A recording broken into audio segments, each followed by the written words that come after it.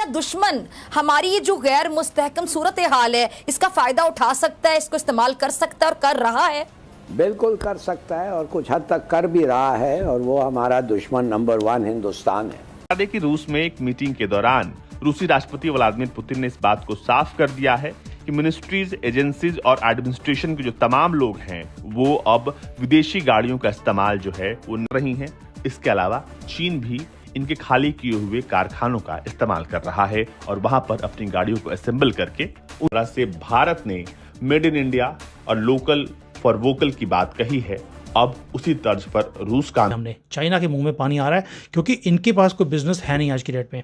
They are down, तो they are looking, that means आप देखते हैं कि आहिस्ता आहिस्ता स्क्रू टाइट हो रहा है और ये सारे जो इनकी चूंचू निकल रही है वो इसलिए निकल रही है बिकॉज हम इनको कोई भी ब्रीदिंग स्पेस नहीं दे रहे कि ये। तो आप इसको कैसे देखते हैं कि क्या इंडिया जिस जगह पर अब पहुंच चुका है, हमने क्या बहुत देर नहीं कर दी? क्या हम ये मुकाबला, यानी ट्रेड का पहले मुकाबला मिलिट्री का करते रहे हैं तो वो नाकाम हो गए हैं, तो अब ट्रेड का करेंगे तो फिर क्या हो जाएगा? कहाँ इंडिया की ट्रेड का लेवल है और कहाँ पाकिस्तान का मुकाबला। नेबर कंट्री की अगर बात करें, इंडिया की बात करें, वहाँ पे भी करप्शन है, लेकिन वहाँ पे वो करप्शन को कंट्रोल कर रहे हैं। लेकिन जहाँ पे उनके कंट्री की बात आती है वो यूनिटी दिखा रहे हैं। यूनिटी वो हमारे अंदर नहीं है।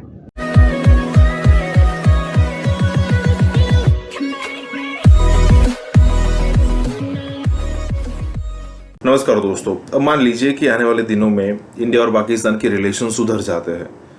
पाकिस्तान के अंदर महंगाई, बेरोजगारी बहुत ही अलग लेवल से कम हो जाती है, लेकिन फिर भी हिलाली जैसे लोग सुधरेंगे नहीं। हिलाली जो पूर्व एम्बेसडर रह चुका है और पाकिस्तान में कई सारे लोग उसे जानते हैं और पाकिस्तान से ज़्यादा इंडिया में जानते होंगे, जो पाकिस्तानी मीडिया के मतलब कंटेंट को देखते हैं जो हमारे चैनल पर अवेलेबल होता है।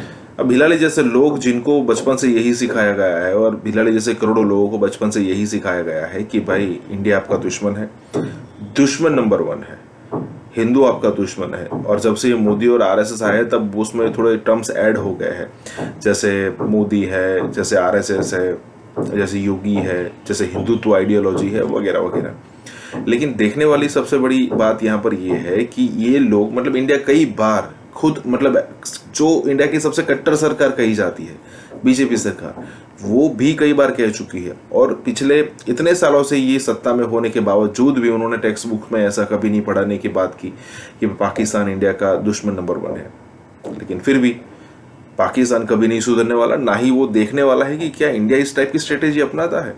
नहीं। इसी के साथ ये वीडियो शुरू करता है। देखिए, रूस में एक मीटिंग के दौरान रूसी राष्ट्रपति व्लादिमीर पुतिन ने इस बात को साफ कर दिया है कि मिनिस्ट्रीज, एजेंसीज और एडमिनिस्ट्रेशन के जो तमाम लोग हैं वो अब विदेशी गाड़ियों का इस्तेमाल जो है वो नहीं करेंगे, बल्कि उनकी जगह पर वो रूस में बनी गाड़ियों का इस्तेमाल करेंगे। इससे पहले भी रूसी राष्ट्रपति भारत के मेड इन इंडिया की तारीफ कर चुके हैं और अब वो अपने देश में भी इसी मॉडल को लागू करने वाले हैं। दरअसल हाल ही में रूस के कुछ मिनिस्ट्रीज, एजेंसीज और एडमिनिस्ट्रेशन की तरफ से विदेशी कारों की खरीद को लेकर परमिशन मांगी गई थी, जिसके बाद रूस ने साफ कर दिया है कि वो अब किसी भी विदेशी गाड़ी की खरीद की अनुमति नहीं देगा, बल्कि उसकी जगह पर जो स्वदेशी गाड़ियां हैं उनकी खरीद जो है की जाएगी रही हैं। इसके अलावा चीन भी इनके खाली किए हुए कारखानों का इस्तेमाल कर रहा है और वहां पर अपनी गाड़ियों को असेंबल करके हमने चाइना के मुंह में पानी आ रहा है क्योंकि इनके पास कोई बिजनेस है नहीं आज की डेट में। दे आर डाउन, तो they are looking, they are searching for partners, they are looking for businesses.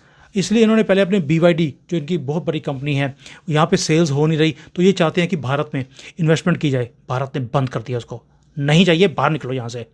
उसके बाद अब हमने क्या किया, अब देखिए इनके जो लैपटॉप थे, इनके मोबाइल थे, इनके जो ऑल इन वन PC होते हैं, ये पूरे यहाँ से बन के भारत में जाते थे क्योंकि ये सस्ते में बनाते हैं, बल्क में बनाते हैं। फिर थोड़ी सी गवर्नमेंट की भी बहुत सपोर्ट है क्योंकि जो रॉ मटेरियल्स हैं वो गवर्नमेंट उनको सप्लाई करती है बहुत कम पैसों में, तो इनकी जो कॉस्ट ऑफ प्रोडक्शन है वो बहुत कम आती है और ये भर देते हैं इंडियन मार्केट को। इसलिए इंडियन जो बिजनेसमैन है वो बोलते हैं कि अगर हम खुद बनाएंगे वो महंगा मिलेगा, क्यों ना चाइना से सस्ता मिल रहा है वहीं से ले लो। बात भी सही है। हिंदुस्तान ने बोला नहीं चलेगा भैया, बंद करो, इंपोर्ट नहीं होने देंगे हम। अब जो ये डिसीजन भारत ने लिया है, it is so good, I can't tell you. क्यों? अब ये सभी चीज़ों का जो यूनिट हैं वो अब लगेंगे भारत में। भारत तो आप इसको कैसे देखते हैं कि क्या इंडिया जिस जगह पर अब पहुंच चुका है, हमने क्या बहुत देर नहीं कर दी? क्या हम ये मुकाबला यानी ट्रेड का पहले मुकाबला मिलिट्री का करते रहे हैं तो वो नाकाम हो गए हैं, तो अब ट्रेड का करेंगे तो फिर क्या हो जाएगा? कहाँ इंडिया की ट्रेड का लेवल है और कहाँ पाकिस्तान का मुकाबला? कहना कि ये हम ईरान से ट्रेड करेंगे क्योंकि हम इंडिया से मुकाबला कर रहे हैं, ये सिर्फ शो करता है कि ये अनप्रोफेशनल लोग हैं जिनको तवाज़न नहीं पता कि बात के अंदर बात जब होती है तो फोकस के अंदर एक खास किस्म की जुबान, एक खास किस्म की अप्रोच होती है। ये इंडिया के साथ मुकाबला तो नहीं है, ये तो ट्रेड पॉलिसीज पाकिस्तान की बेहतर करने को है। इसका इंडिया से मुकाबला करने की क्या जरूरत है? ये एक वो है फिक्सेशन पाकिस्तान लीडर्स की, सबकी, कि जो भी ये करें ये मुकाबला इंडिया से ही कर रहे हो। नेबर कंट्री की अगर बात करें, इंडिया की बात करें, वहाँ पे भी करप्शन है, लेकिन वहाँ पे वो करप्शन को कंट्रोल कर रहे हैं। लेकिन जहाँ पे उनके कंट्री की बात आती है वो यूनिटी दिखा देते हैं। वो हमारे अंदर नहीं है। हमारे यहाँ पे पॉलिटिशियन अभी 2 दिन पहले एक हमारे जो फॉरेन मिनिस्टर है वो स्टेटमेंट देते हैं हम अफगानिस्तान के अगेंस्ट, तालिबान के अगेंस्ट जो उनसे एक्शन करेंगे। आज हमारे इमरान खान साहब जो एक्स प्राइम मिनिस्टर हैं वो कहते हैं कि भाई तालिबान तो प्रो पाकिस्तानी है। मतलब हम आपस में ही बटे हुए हैं। बेसिकली हम कभी कौम होते थे, अभी हम हजूम है। अच्छा, 18 साल बाहर रहे हैं, वहाँ पे इंडियन भी होंगे, क्या एक्सपीरियंस है उनमें और हम में डिफरेंस? मैं जब भी कोई ऐसा पाकिस्तानी मिलता है जिसका फॉरेन एक्सपीरियंस हो, जो बाहर रह के आया हो, मैं ये जानना चाहता हूँ कि वो पाकिस्तानी इंडियंस के बारे में या इंडिया के लोगों की सोच के बारे में क्या राय रखते हैं, क्या फ़र्क क्या है हम में और उनमें? They are unity, they are nation. अच्छा, वी आर नॉट नेशन। तो हम तो यहाँ पे हजूम है भाई, हम सिर्फ एक हजूम है। हम तो मोस्टली यहाँ पे है भी मुस्लिम। वक्त की रोटी कमाकर खाना आवाम के लिए बाकायदा बहुत मुश्किल अमल बन चुका है।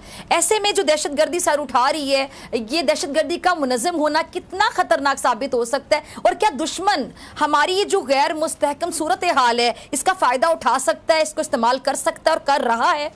बिल्कुल कर सकता है और कुछ हद तक कर भी रहा है, और वो हमारा दुश्मन नंबर 1 हिंदुस्तान है। मगर ये आपको मैं बताऊं, इस वक्त जो ये सब इकट्ठे होके हुआ है ये बेमिसाल है। मिसाल के तौर पे कि ये हमारा एक बहुत संगीन सा एक क्राइसिस है, इकोनॉमिक, एक टेरिबल क्राइसिस है पॉलिटिकल, और अब एक ह्यूज क्राइसिस आ गया है सिक्योरिटी। तो ये तो एक माने कि वो कहते हैं it's like a perfect storm. इससे क्या ज्यादा टेस्टिंग चीज हो सकता है इस मुल्क के लिए? इकोनॉमिक, पॉलिटिकल और सिक्योरिटी। ऐसा कभी रहा नहीं, ऐसा कभी हुआ नहीं है पहले। और अब इसके बाद अब इस बात के कयास लगाए जा रहे हैं कि जिस तरह से भारत ने मेड इन इंडिया और लोकल फॉर वोकल की बात कही है, अब उसी तर्ज पर रूस काम कर रहा है। और भारत से रूस जो है इस बात की सीख ले रहा है कि किसी भी स्थिति में कैसे निपटना है और कैसे अपने स्वदेशी सामानों को प्रमोट करना है, ताकि अपने लोकल सामानों को कैसे प्रमोट किया जाए। इसलिए I really thank the government of India for taking this step कि भाई ये सारे इलेक्ट्रॉनिक्स की चीज़ें, मोबाइल हमने पहले बंद कर दिए थे, इसलिए सब सारी मैन्युफैक्चरिंग हिंदुस्तान में होती है। अब हमने ये चीज़ें भी बंद कर दी। दैट मीन्स आप देखते हैं कि आहिस्ता आहिस्ता स्क्रू टाइट हो रहा है। और ये सारे जो इनकी चूंचू निकल रही है वो इसलिए निकल रही है बिकॉज हम इनको कोई भी ब्रीदिंग स्पेस नहीं दे रहे कि ये किसी भी तरीके से हमारे ऊपर हावी हो सके। So salute to you Modi ji, wonderful step you have taken. आपने अपनी टीम की बात सुनी है, I am happy for it. अब दोस्तों, जैसे ही हमने बैन लगाया उनके ऊपर, वैसे ही जियो ने बोल दिया मेड इन इंडिया 100% हम अपने लैपटॉप्स निकालने वाले हैं। अब कुछ लोग बोलेंगे और मोदी जी ने जियो को ना, मुकेश अंबानी को सपोर्ट करने के लिए ये पॉलिसी निकाली है। कुछ भी है, क्या मुकेश अंबानी अकेला है जो ये पॉलिसी का फ़ायदा उठा सकता है? क्या आप में से कोई और यहाँ पे यूनिट लगाकर